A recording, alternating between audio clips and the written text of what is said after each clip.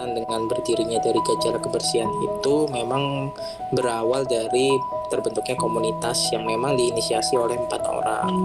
4 orang itu siapa? 4 orang itu ada Kak Putri Bindasari, itu dari Universitas Bandar Lampung. Kemudian juga ada Kak Diki Alfandi, itu dari Universitas Lampung. Kemudian juga ada Kak Edi Prasetyo, itu ada dari Jakarta. Dan juga Kak Mutia dari Palembang.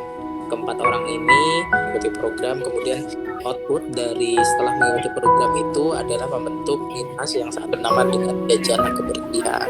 Nah, perjalanan waktu kurang lebih dari 2016 sampai dengan 2020 itu Gajah Kebersihan itu melakukan banyak aktivitas, mulai dari aktivitas mungkin itu bersih-bersih pantai, kemudian juga edukasi dan juga yang lainnya.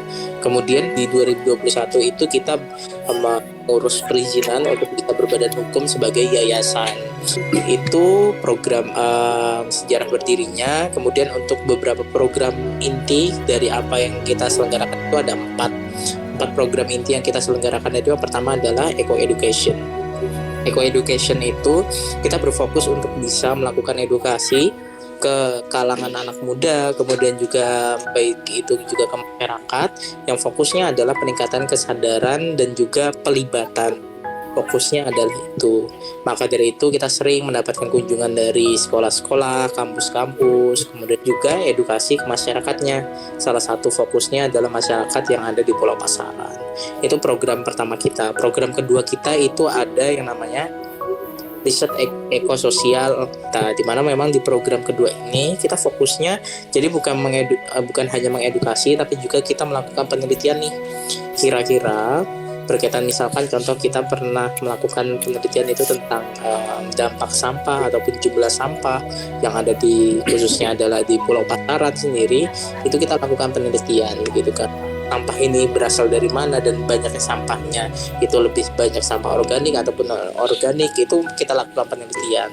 Nah, itu penelitian-penelitiannya nggak hanya di bidang lingkungan, kita juga melakukan penelitian-penelitian di bidang sosial. Itu yang memang kita lakukan dari program yang kedua ini, yaitu riset ekososial. Kemudian program yang ketiga yang kita lakukan adalah wirausaha sosial.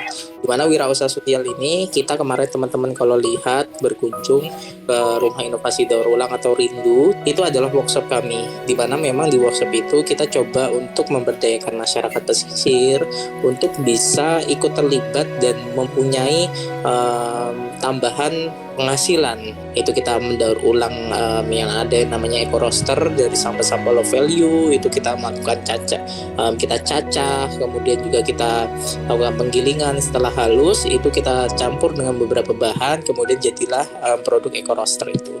Untuk pengrajinnya itu dari masyarakat pulau. Dan kita juga coba untuk juga memberdayakan ibu-ibu di sana.